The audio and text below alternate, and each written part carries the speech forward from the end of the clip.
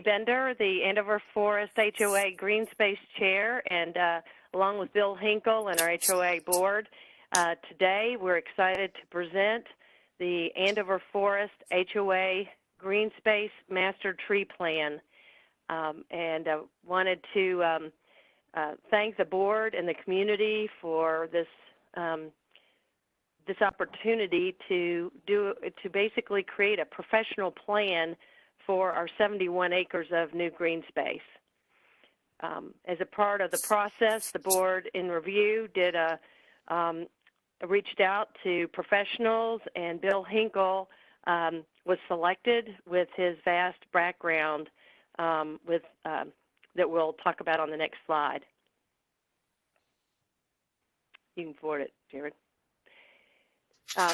First is to give a little background. There is a benefit to having a professional tree plan. It's really step one in the process of our new land. There's reasons why we wanted to seek a professional plan, and that's listed several that I'll just go through quickly. First of all, a professional tree plan provides the aesthetic anchors to beautify the green space. And through that, it's going to give our community continuity, and over the course of time, it will continue to lower our maintenance costs and reduce mowing. Other areas that were needed was to create shade and to cool our walking paths and gathering areas. We needed screening to roads and traffic noise. Findings are also out to show that by increasing trees, that you increase your property value by approximately 20%.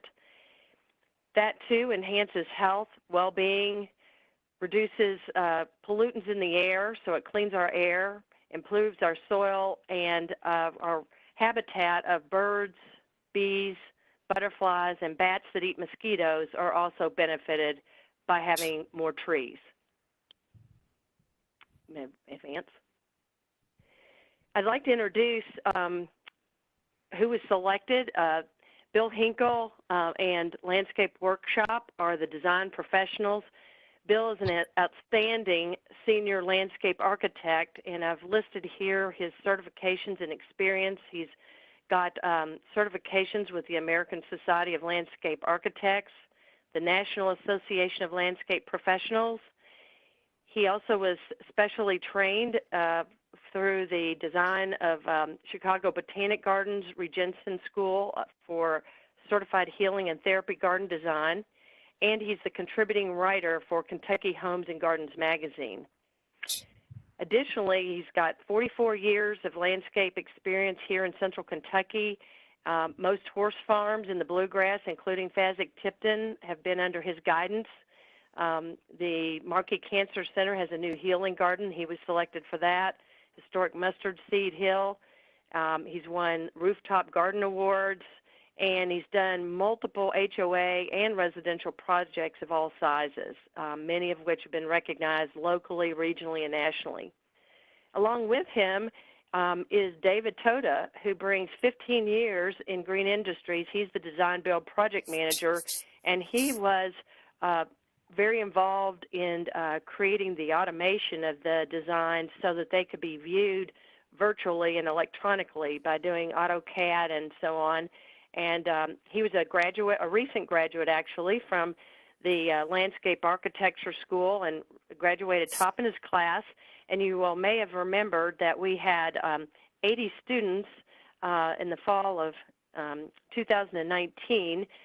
We were chosen for Design Week at UK, and Bill Hinkle and David were both parts of those projects that came out here to actually review the new Andover green space.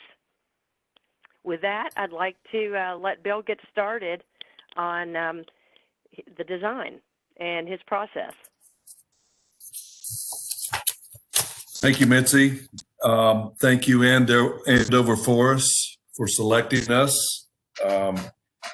We've thoroughly enjoyed this process and this entire experience. I'd like to thank Mitzi for creating the energy and the enthusiasm for this amazing project. And my associate, David Toda, is instrumental in creating these site plans that are so essential to any kind of accurate landscape planning process. So we were charged with decommissioning or repurposing a golf course. And the other side of that is to help create an arboretum-like experience out of this process. And one of the things that we were asked to not do was to create specific places like soccer fields and football fields and baseball diamonds and things like that, and let the space kind of define itself and let the homeowners figure out how they want to use some of these spaces. So I think that that adds to a lot more flexibility and a more relaxed environment. So our goals, and I'm going to follow a script here, I hope you don't mind, but it helps me stay on track, were to create the experience of an arboretum, to make best possible use of the land and the landscape and the property in the HOA. We addressed views in all directions. We did an inventory on the noise that we find in different places. And we kept a keen eye to maximize all of the positive elements in the golf course area. In doing a plan or plans like this, we have to understand what is existing in the landscape, and we have to develop a site analysis in order to do that. In developing a site analysis, you look at everything that's existing, all the existing conditions, all the permanent structures, all the significant trees, soil, water, wind, orientation, anything that impacts our design process. We create an inventory of those elements. And David Toda, my associate, has done an excellent job of putting this into a two-dimensional digital form that we can all look at. In actually analyzing the site, we spent a lot of time in the golf cart and a lot of time walking every hole. And I've learned over the years that to really experience the space, you have to experience it from the user standpoint. And you can't rely on aerial photographs and contour maps. You have to be there. And that makes the difference, I think. So a lot of time sketching, revising, sketching, questioning, revisiting, revising, and then finally we put the pencil to the paper and we started to create a hole-by-hole landscape planting plan. I would like to say that these plans are conceptual. Most of them are drawn at 50 scale.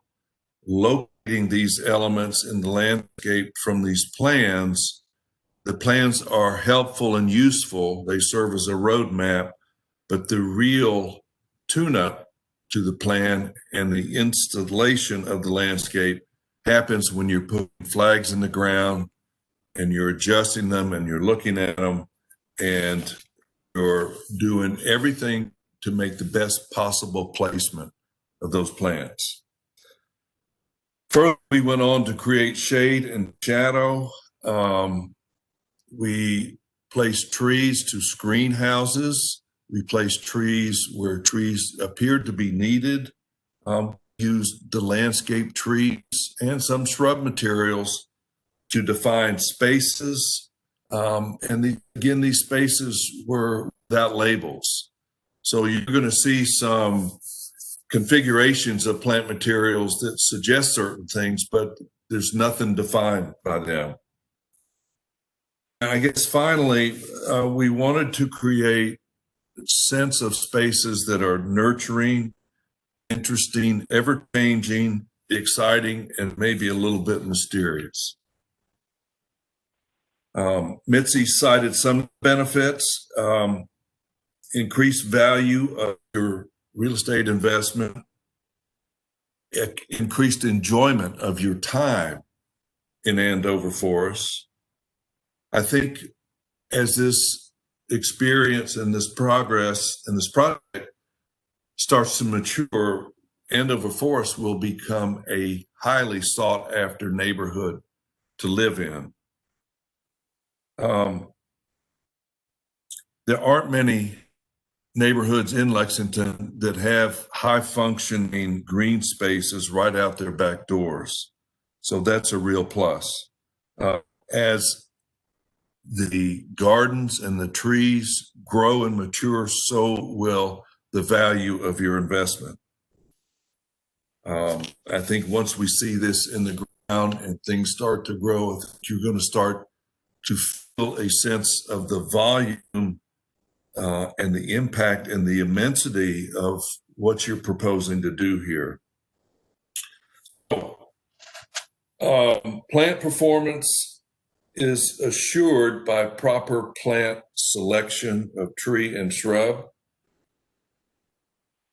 We have purposely kept the plant list on the conservative side. Probably 90% of our selections are native or regionally native.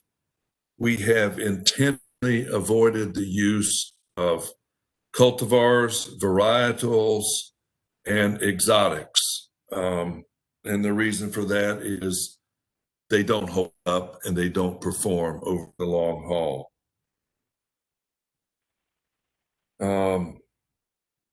It is really important to stick to the plan as much as possible, and it's really important to be flexible and to adjust to changing conditions when you start flagging the project. So let's go to hole one and see what that looks like.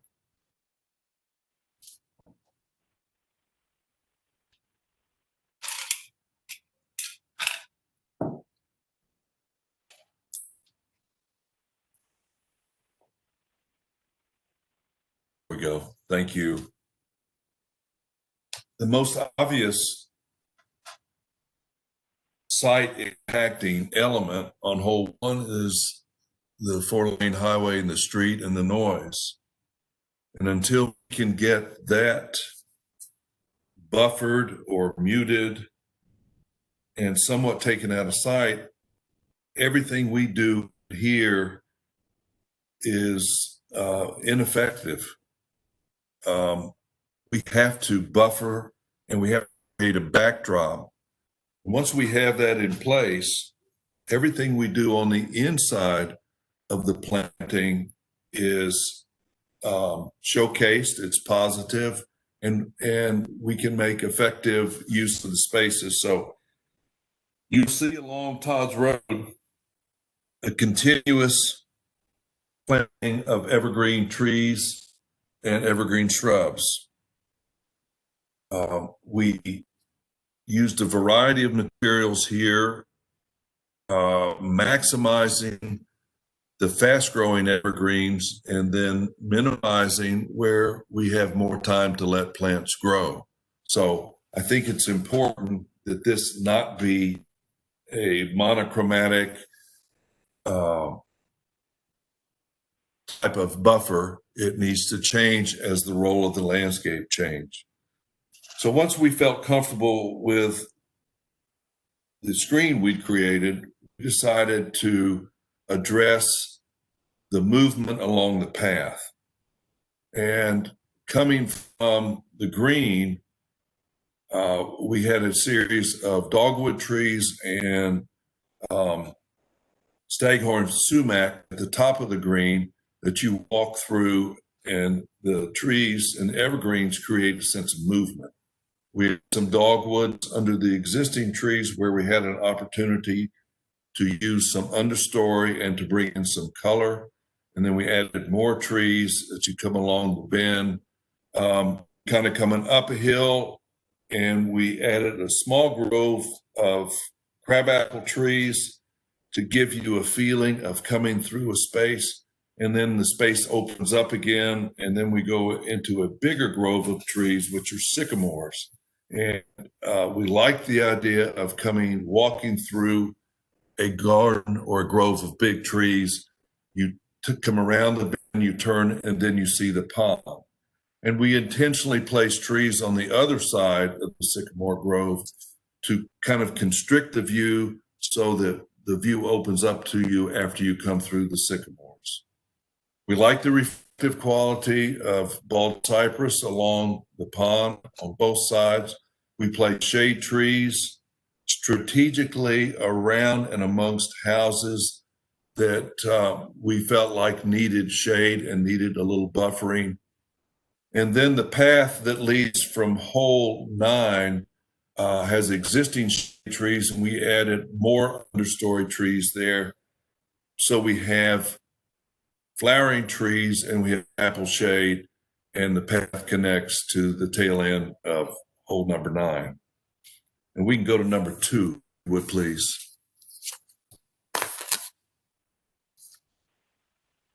Here we have the same screening situation as we did with hole 1. A lot of noise, a lot of traffic. It's just an annoying, continuous grind of automobiles and trucks and motorcycles. So we've got to mute that. We have similar plant palette that we used at hole 1.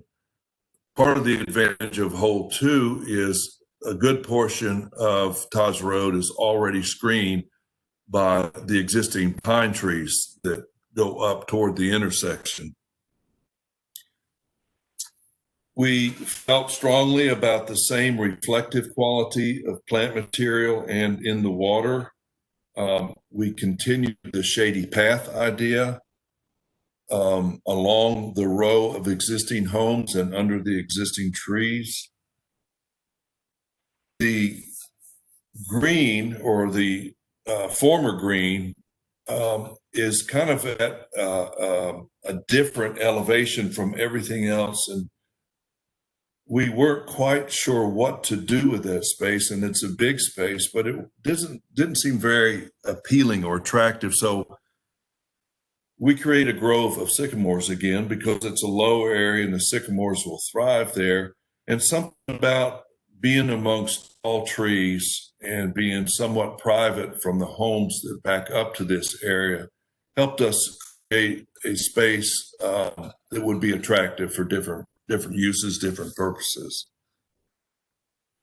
2 bridges along this hole we felt would benefit from native grasses and perennials in beds that lead up to each bridge. We felt like Boston ivy and possibly native wisteria on the bridges themselves would give them a more aged look and a little more timeless quality. Both the ivy and the wisteria change with seasons, so you get a seasonal change out of both of them. And we'd also like to suggest some lighting at these bridges so that they take on a pedestrian kind of quality. Maybe post lanterns, 1 or 2 on each side, or we could do some under the bridge lighting to highlight the fact that there is a bridge over water here. And we continued up along the path on the right-hand side of the pond with the understory trees and more shade trees. So that we can go to hole number 3.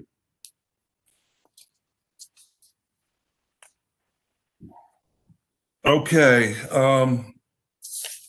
After looking at the ponds here and evaluating their relationship to the houses that is, in this case, are really pretty close to them, we felt like each pond kind of had its own little personality, so to speak, in some way or another. So we wanted to relate each of the ponds to the residents that were most closely related to them.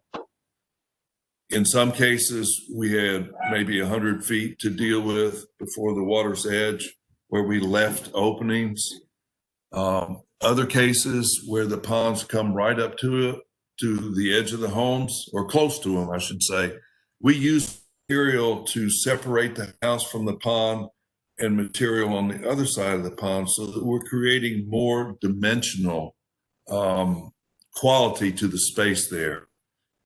Most of the materials we've used around the ponds are wetland or marginal type trees and small shrubs.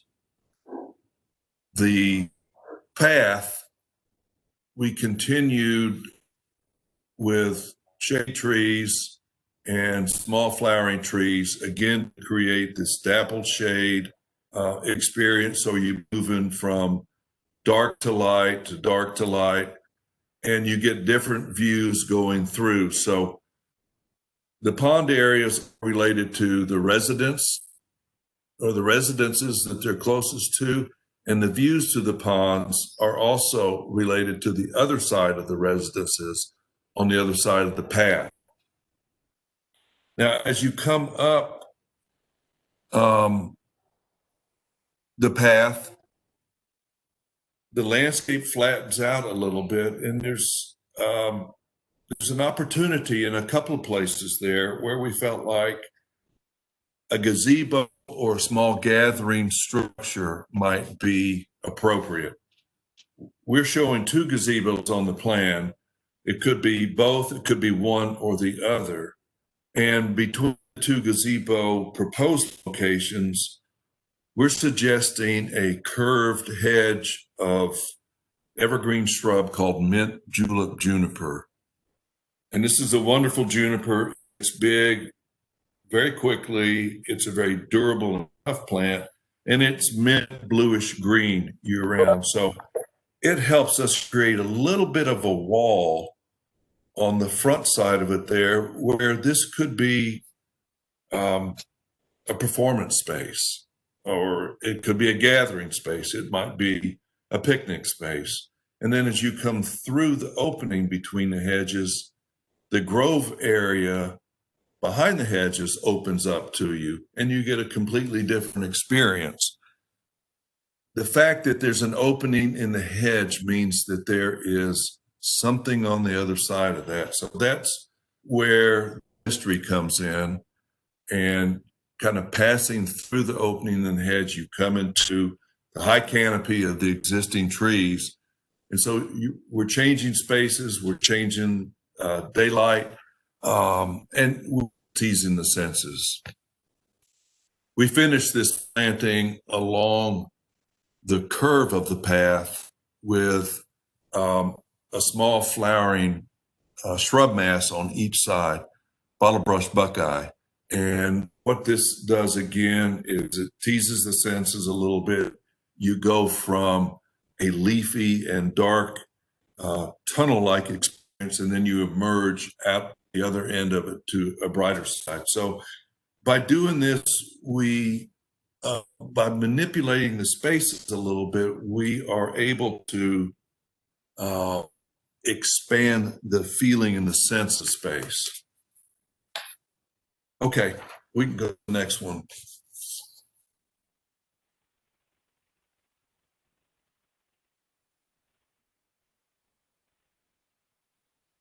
This is hole number 4.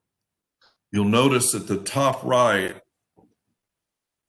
kind of behind the tee box, is a semicircle of columnar trees.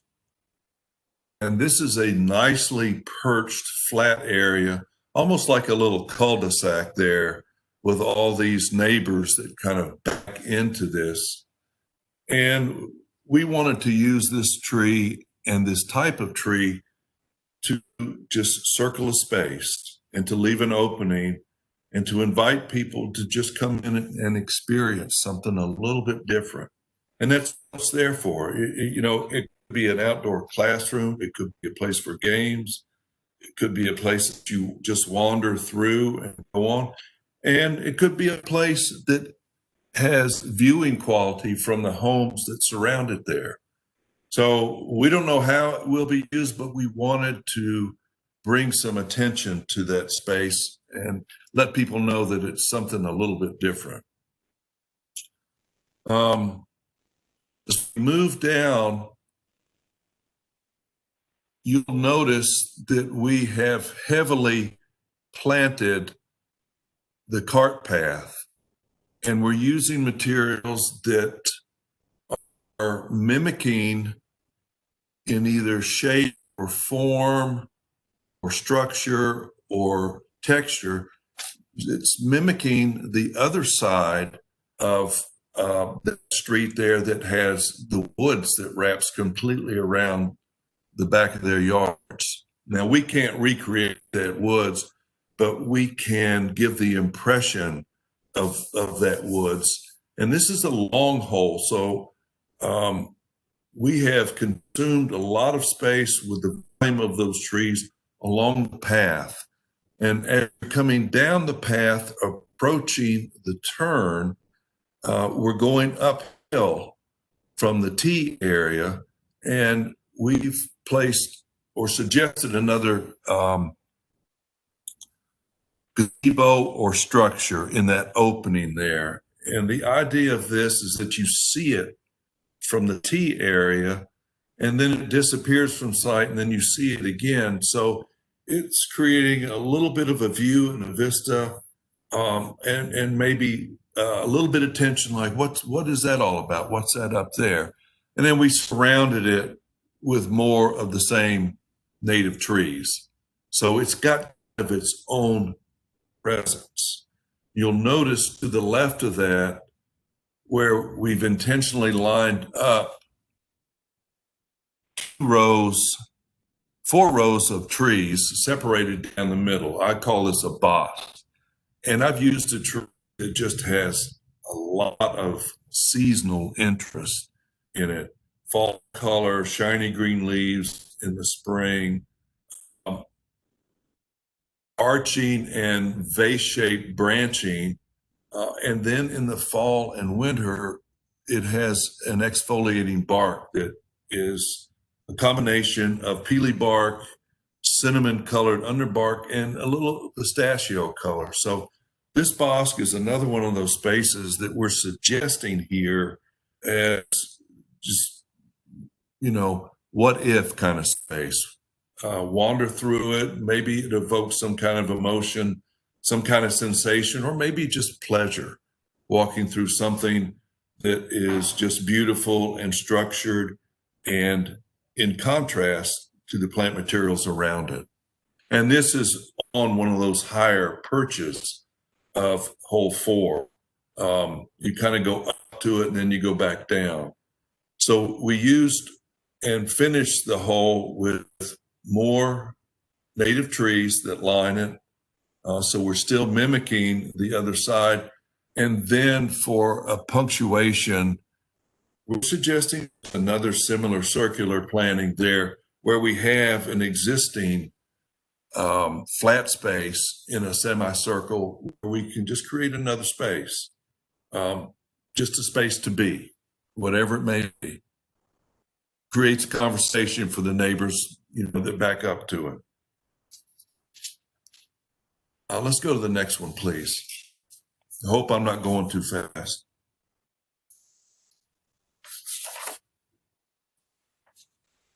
This hole was a little bit of a tough one. We're using bottle brush buckeye to start as you come around the path here, because we wanted to create that same sensation of going through a tunnel, of being immersed in foliage, and maybe it cools the heat in the space a little bit. When you come out of this tunnel, you emerge into a hole that it probably has less foliage and trees than any of the others we've looked at. So we've pretty heavily planted this hole because we felt like it needed it. A lot of the planting design along this hole is large shade trees with understory, smaller flowering trees. And it's a repetition of that kind of thinking and planting, strategically placing trees where we need them, and then intentionally leaving spaces out where there might be a view. That was our design intent with this hole. Now, something that we did a little bit different in the middle of the hole was we wanted to create a grove of heirloom fruit trees, probably primarily apples, but we want this to be an old orchard-like look at some point in time. We also want it to fruit and to create fruits and this interest and invite neighbors and people to do what they want to do with it and invite wildlife to enjoy it. So this hole, we wanted a lot of vegetation, a lot of intentional shade and shadow on the walkways. There is an area toward the end of this hole where there are 3 London planes lined up on one side. We wanted to mirror that, and we added 3 London planes to it. And this is kind of a break from the naturalistic type planning to where we have something that kind of lines up. So we're giving people a signal that they're about to go through a different kind of foliage experience. And this is with the sumacs that line the cart path as you emerge from the little tunnel of the London plane trees. Coming through this space,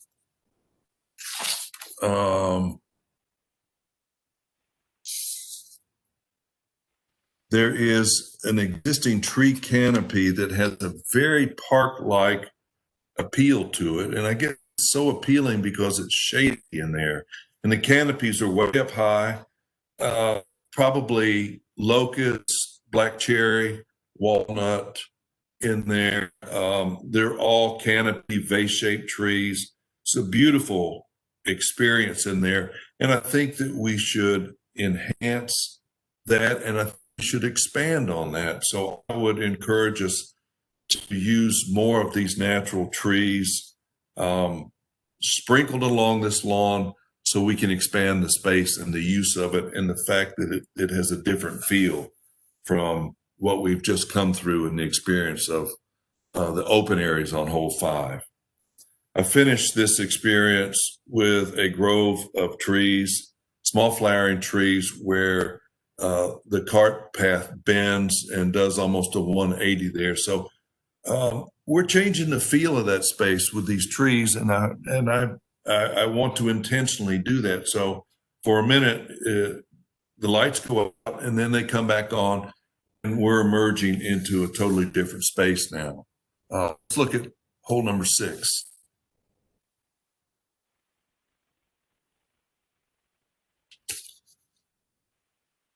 Interesting hole here. Very different from all the others.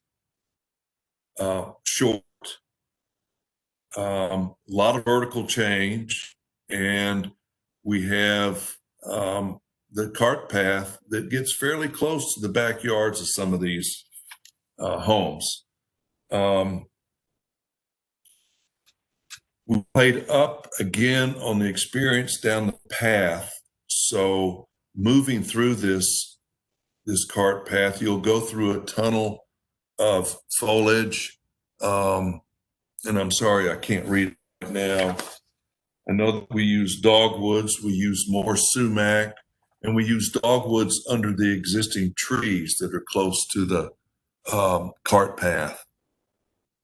This is one hole where I suggested more hedge material, especially on the inside of the cart path, or the side of the path that's most closely related to the homes there. I think that those owners might enjoy a little bit of a buffer between their homes and their outdoor living spaces and the cart path and the activity that will be going through there. So I suggested a Texas hedge with openings here and there that runs a good deal of the length of this cart path. Again, the small understory trees and the shade trees I'm using to buffer the homes and to create views into and out of the homes. I've gone back to the green used to be another activity space and a much bigger one than the others. And again, I'm using evergreen shrub material in 4 segments to create this circular space and some white oak trees behind it. So there's a little bit of privacy, some evergreens behind the white oak. So there's even a more feeling of privacy back there. Again, it's a space where it's undefined, and it'll be interesting to see how people use these spaces. But giving them the opportunity to play in a space like this, hide and seek, to run around in and out of the hedges and having a good time, I think is a plus.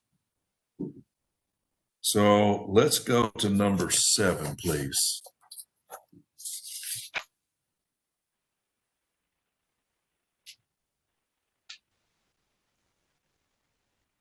Okay.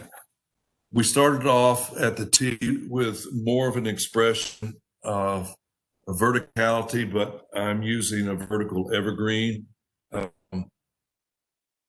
We have a lot of homes that back up to this, and I wanted the evergreens so that there was a little bit of a sense of screening and shielding from the homes, but still everybody's backyard has a view into it. Strategically placed trees along the upper side of this hole, which would mean parallel with the cul-de-sac, and more shade trees and upstory trees weaving their way along the cart path on the other side. We have a pond here that we can access the view of. So I've kept material open so we could see into it and across. At the base of the pond, I've thickened the planting and I've left an opening and I've thickened it on the other side so that, again, we're creating a view and a tunnel and an opportunity for somebody to walk through this area. So it's a different kind of space, mainly because it's in a low area and we're using different material, but it's a long path to go through there. When you come out of that space and you're facing up the hill, the most prominent feature on that walk is the row of pines in a kind of curved fashion with the green that's in front of them. And then you have the 3 berms, the turf berms that step down there. These elements tell me there's a lot we could do with this. It's a wonderful space just the way it is. We could heighten the use of the space by manipulating the berms and maybe opening them up in the middle, creating a turf opening in each, maybe 10 feet wide, so that when you come out of the path at the base of the pond, you can see that there's an opening up the hill and there's a big backdrop, and there's a flanking of flowering trees on either side of those berms. And it becomes a bit of a theater space, I guess you could say. I just think a lot could happen there, be done there. It's a wonderful space for a fairly large gathering. It's a wonderful space for individuals to stroll through and just participate in. I've used shade trees on the lower side of the path to screen the homes. I've used shade trees on the upper side of this space, again, to shield the homes. I'm not trying to take any views away from anybody, but I'm trying to buffer some views and create some views. I think we need evergreen planting on the back side of the pines. I would suggest we back the pines up with more pines, and then along the street, we might go back to the mint green juniper or maybe a taller antler-eyed juniper, using these not only to screen the street, but also screen the interstate and the noise there. And the lower shade trees will do the same thing for us.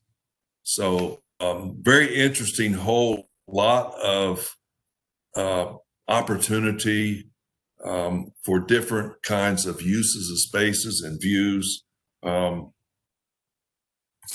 Let's go to number 8, please. Again, we're faced with a view that we want to create. We want to buffer this view and create a backdrop for it. So I'm suggesting a continuous white pine staggered border, almost the full length of this hole. And it's backing up to the thicket of existing shrubs and trees in there.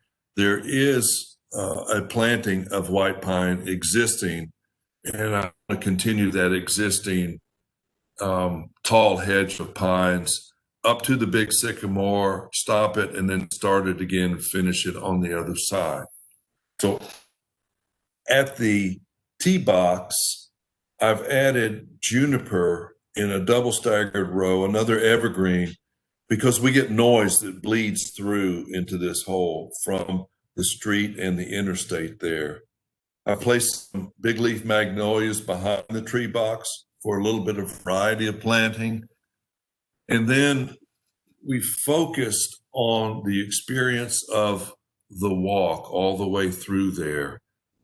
This is a hole that doesn't have a lot of the third dimension, and we tried to create that third dimension here with tall shade trees, small flowering understory trees, small flowering trees, and just give a sense of the third dimension of shade and sun and the views. All of this played against a backdrop of dark green, evergreen pine needles.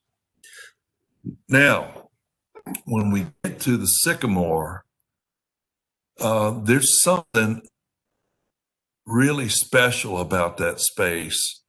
And we studied this for a long time and trying to think of what to do there. We came up with this idea of the evergreen shrub hedge in a U-shaped fashion that creates a space and a feeling of space in there. And this is on a high point along that hole. And we're staying outside the drip line of the tree, but it's a way of creating a space and maybe honoring a tree. I don't think there's anything else we should do there except under the tree along where we stopped the pines and started the pines. I think we should increase the depth and the volume of that thicket so that the space has a feeling of privacy there. The space within the taxus hedge has a feeling of privacy. Love the sycamore tree and just the fact that it's there and it's been there so long. And the people that developed this golf course went to a lot of expense and trouble to preserve it and to not undercut it and to just let it be what it is. And I think that that's kind of special too. So we wanted to create a space in there that is maybe just home to a big sycamore, and whatever you want to do in there is totally up to you. But we love the tree, and to highlight it, I think, is the thing to do. As we continue down the path, we're going from light to dark, in and out views.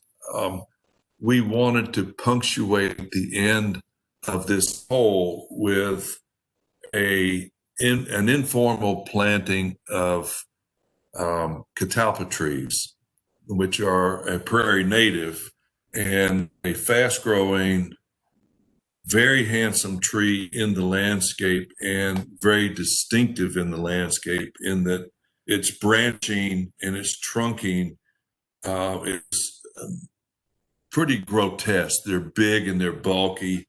It has a huge heart-shaped leaf. And then in the spring, late spring, it has an orchid-like cluster of flowers. It's just beautiful. And of course, they have the cigars that are on the trees right now. But it's just a magnificent tree, and it does well in our setting here.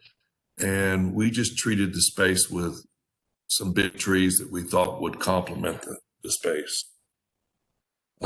We finished it off with more small understory trees, and then we go to hole number 9.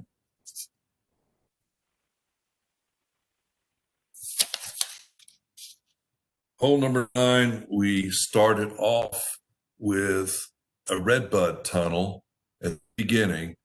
And again, we want to darken the light. We're going to put a dimmer on the light here as you come through this double staggered row of redbuds. And then you emerge in a space and you see this little pond, this beautiful little pond there with the bald cypress directly behind it. And you can catch the reflective quality of those trees in the pond as you come out of the redbud tunnel. As you go past the pond, we added more redbuds and more of the feeling of coming into a space. There are a lot of existing trees along the old roadway here. So we're using small flowering understory trees to add to the dimension of foliage a little bit lower down. In this hole, we wanted to interrupt the space and the length of this hole somewhat, and we created a very large bosque of Kentucky coffee trees. And this is another interesting tree that is just an outstanding performer in the landscape. And instead of there being a straight walk through the bosque of trees, we're asking people to walk around and through. You don't have to, but that's where the grassy path will be most managed. And if you want to walk in between the trees, that's perfectly fine too.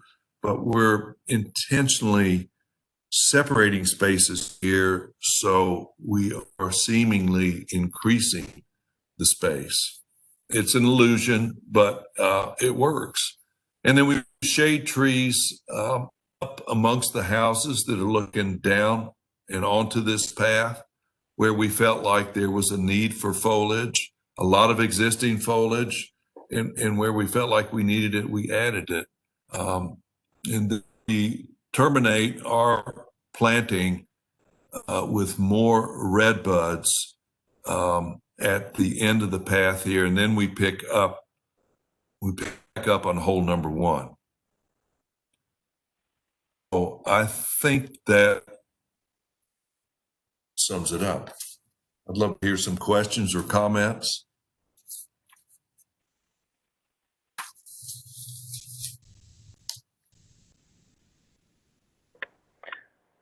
All right,